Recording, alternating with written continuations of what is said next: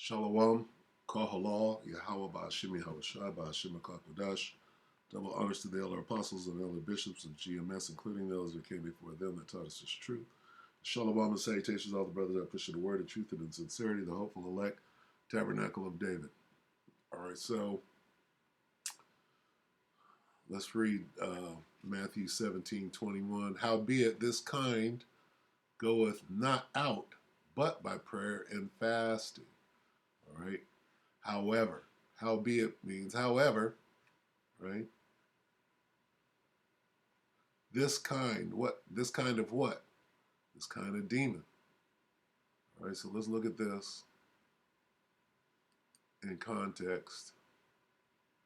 Let's see, Matthew 17:20, right here. Yahushua heals a boy with a demon. Okay, so this kind is referring to a demon.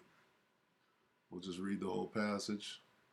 And when they were come to the multitude, there came to him a certain man kneeling down to him and saying, Lord, have mercy on my son, for he is a lunatic and sore vexed. For oft times he falleth into the fire and oft into the water. And I brought him to thy disciples, and they could not cure him. Then Yahushua answered and said, O faithless and perverse generation, how long shall I be with you? How long shall I suffer you? Bring him hither to me. And Yahushua rebuked the devil, and he departed out of him, and the child was cured from that very hour. Then the disciples came to Yahushua apart. So then came the disciples to Yahushua apart and said, Why could not we cast him out? Yahushua said unto them, Because of your unbelief. For verily I say unto you, if ye have the faith as a grain of mustard seed, ye shall say unto this mountain, Remove hence to yonder place, and it shall remove. And nothing shall be impossible unto you. Okay? That goes into faith. But what we're dealing with right here is demons. Howbeit, this kind goeth not out but by prayer and fasting. Letting you know that this is a different kind. I'm thinking a stronger demon. All right? All right? That they didn't quite know how to deal with. Right? And the point I'm making is this. The time that we're in right now, the demons are super strong. Okay? So I went and I did a search on YouTube, and I said, more Americans losing their minds. And immediately this popped up 3 days ago, which was pretty current. So we'll watch this, and then we'll break it down as to what's going on. First, let me get one scripture in Luke.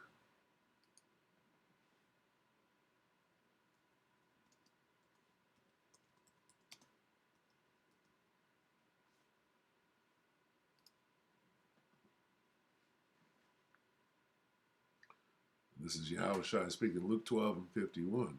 Suppose ye that I am come to give peace on earth? I tell you, nay. I tell you, nay. But rather division. So Yahushua is bringing division. Okay? Yahushua is bringing the division. So nobody is coming together. Now, what is this about? Big Think channel. How America lost its mind and how to get rationality back. Well, Babylon will not be healed. Okay? No balm is going to help Babylon.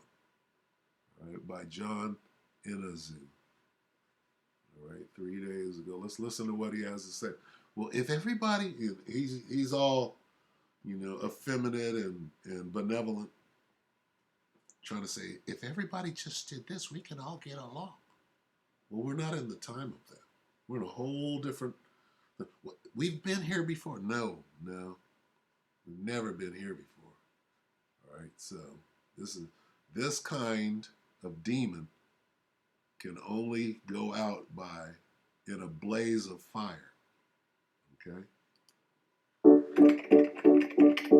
Move your guilty ass to Ferguson or shut your pie hole. Dave from Chicago. I'd written this article about the events in Ferguson, Missouri after the death of Michael Brown, and I think Dave's response to me is part of a larger problem in our society. When we encounter ideas that we don't like, we shut them down or dismiss them instead of engaging with them. The question is, what do we do about it?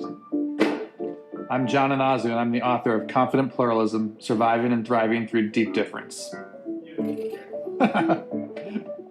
The differences that we have don't just affect what we think, but how we think and how we see the world. This plays out all around our lives. Red states and blue states, Whole Foods and Chick-fil-A, Fox News and MSNBC.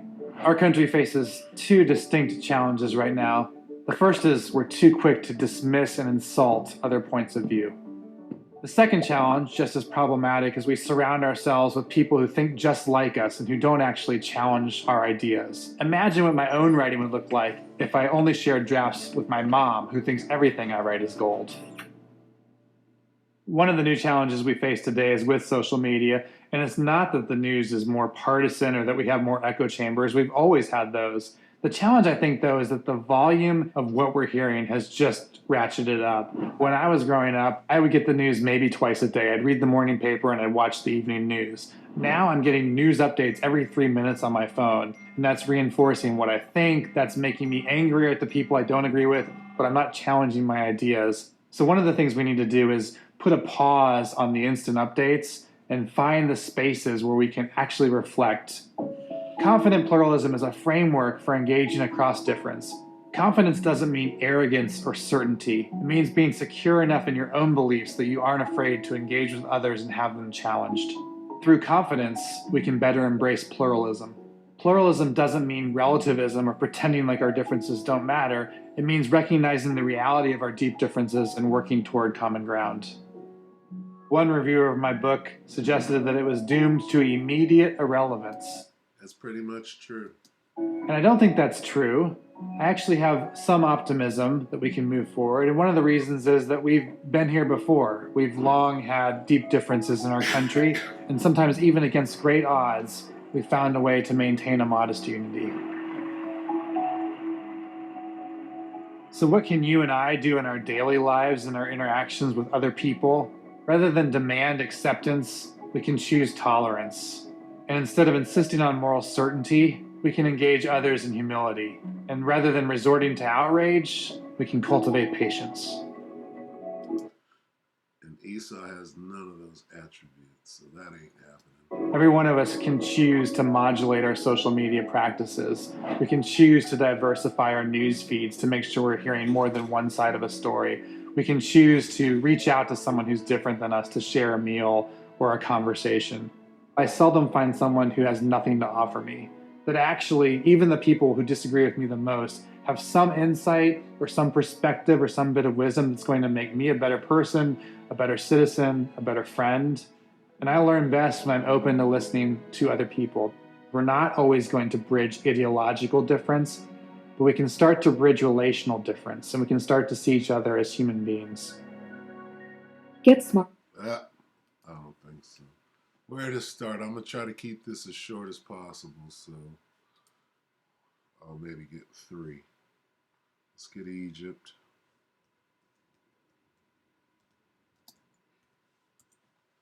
Here's what's going to happen. First of all, Yahweh Shai said what? He's bringing division, right? He ain't bringing no peace. Yahweh Shai is bringing division in word. Isaiah 19:2. And I will set the Egyptians against the Egyptians. All right, this is America is spiritually known as Sodom and Egypt. So when you see the word Egyptians, okay, it's not about Americans or Babylonians, right? I will set the Americans against the Americans. Then they shall fight everyone against his brother and everyone against his neighbor, city against city, and kingdom against kingdom. So your book ain't about to do shit. Okay? It was a waste of publication. All right? 2 Ezra 6. Let's cut that thing right in half right away, and I'm going to go ahead and close. 17.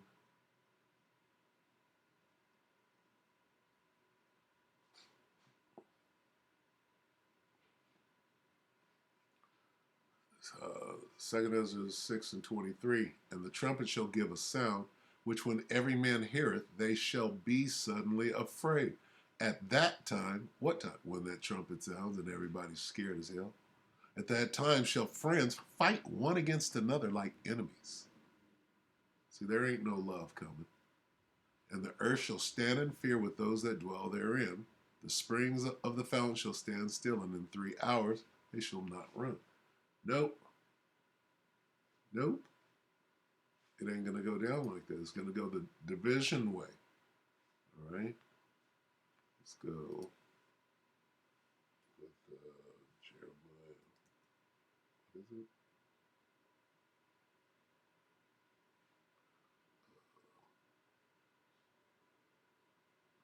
Uh,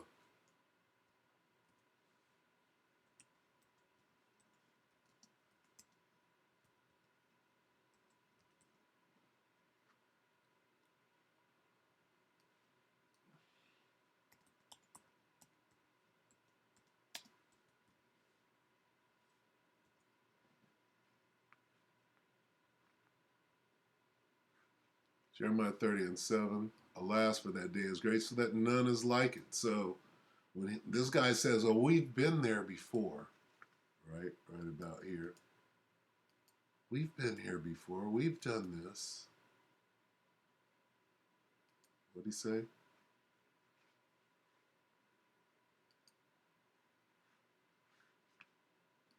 In our country, and sometimes even against great odds, we've forward. And one of the reasons is that we've been here before. We've been here before. No, we haven't been here before. When you read this, for that day is great, so that none is like it. Nope. What's about to happen with the time we're in now, we haven't been here before. This is different, right? The whole different kind of demon, right? The demons that are out right now, they're going to open up this CERN and let these demons from different dimensions in, okay? And they jumping on people. It is even the time of Jacob's trouble, but he shall be saved out of it, okay? This time is different than any other. I'll get Matthew.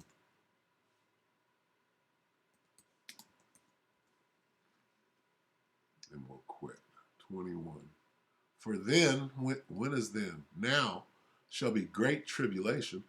Listen to the words, such as was not since the beginning of the world to this time. So no, we've never been here. No, nor ever shall be. We've never been here before.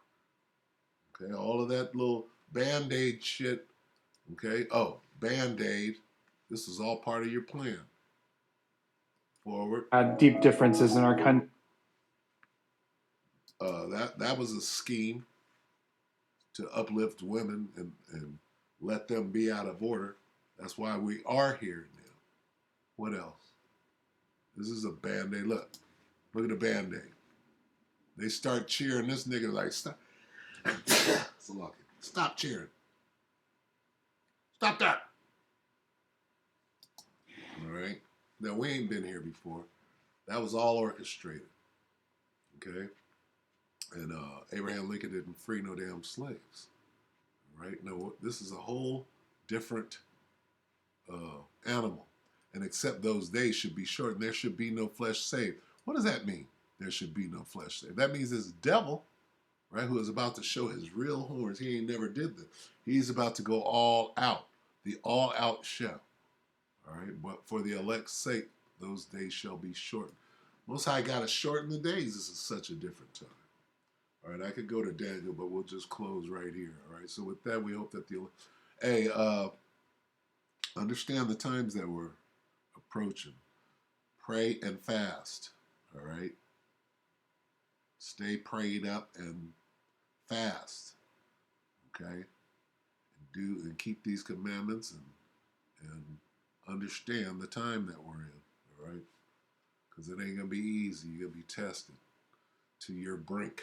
All right, with that, we hope the elect were edified, brothers and few sisters. Shalom.